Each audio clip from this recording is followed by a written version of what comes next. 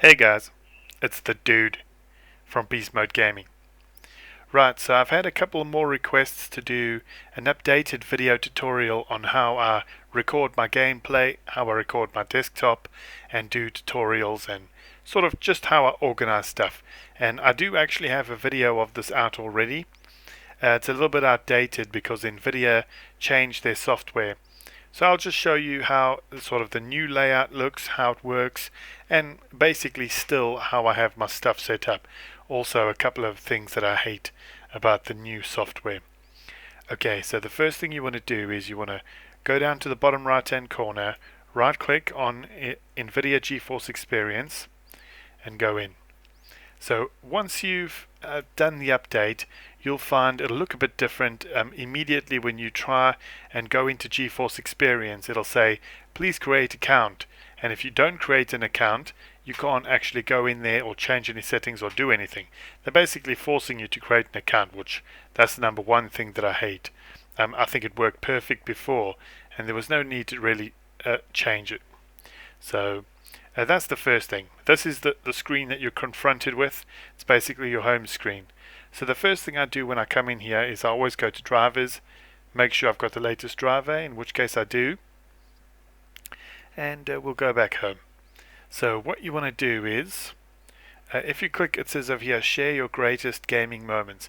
That's not really just sharing your latest gaming moments. If you click on that, this is where you have the settings basically. So instant record, that's basically you can program a button. When you hit that button, it'll record sort of the last 5 gigabytes of your gameplay. Say for example you're doing GTA 5 and you just done like an awesome trick jump or a ramp or something like that, and you're like, oh damn, I didn't record it. Well, what you can do is you can hit that button and it'll automatically recover the last, I don't know, 5-10 minutes of your gameplay or something. And you can go in there and set that up. I don't tend to use that. And over here, this is the record section. You can tell I'm recording at the moment. Broadcast, that's where you would go and choose if you want to broadcast to Twitch, YouTube, Facebook. Basically all the biggest platforms are in there, and once you select that option you can choose sort of what bitrate you want, what screen resolution you want, and that sort of thing. So we'll just go in here with a little bit more detail.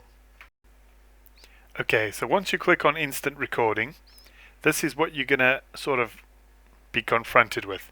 So it says over here 5 minutes or 3.4 gigabytes of data. So that's where you choose your length of time that you want to be able to recover. Here's where you customize your in-game resolution, your frame rate, and your bit rate over here. And it's basically as easy as that. If you click on record, this is what comes up. So you can choose either if you want high quality, medium quality, low quality, depending on your hard drive space, your graphics card, basically your in-game settings.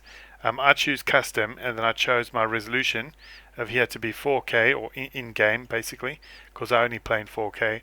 60 frames per second, that's like the highest option, and 90 megabits per second, which I find is the best sort of the best compromise between quality and disk space, and that's pretty much all you need to know about that.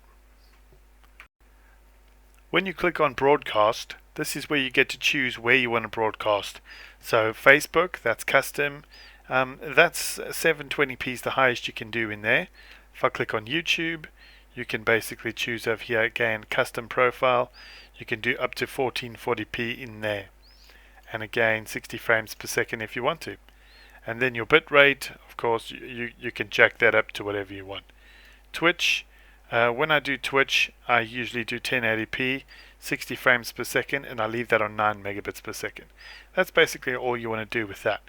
And then when you're in game, and say for example you want to start broadcasting, you just hit the button to broadcast and it'll ask you where you want to broadcast, and then once you select the profile you want, it'll automatically load these settings in for you. That's pretty much all you need to know about that. So I think I've been through the gallery. This little button over here, this is your microphone options. You can do push to talk, always on or off.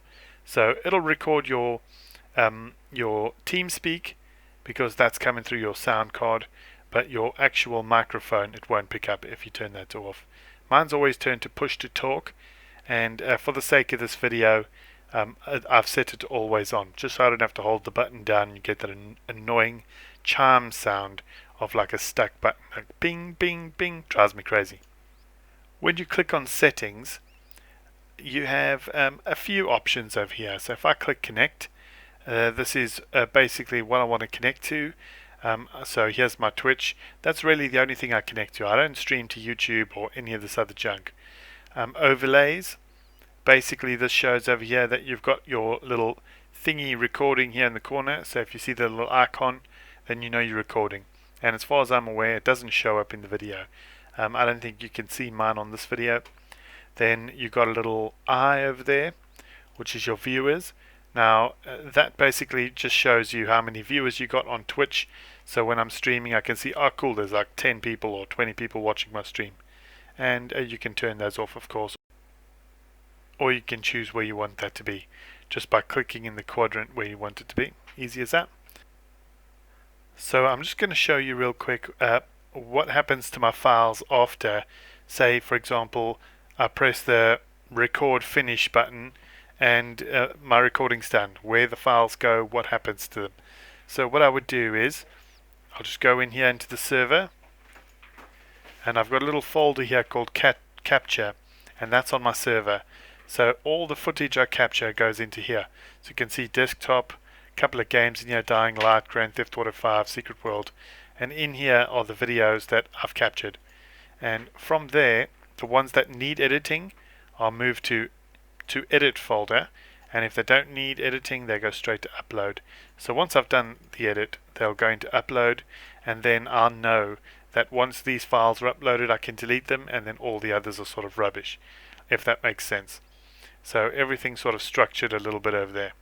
The only real difference between this video and the first video I made of how I capture and record my gameplay and stuff is the Nvidia software.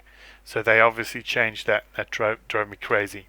So I'm just going to show you guys something else that drives me crazy, and that is when Nvidia do an update, or every time they do an update, all my settings tend to change back to default, and I hate that.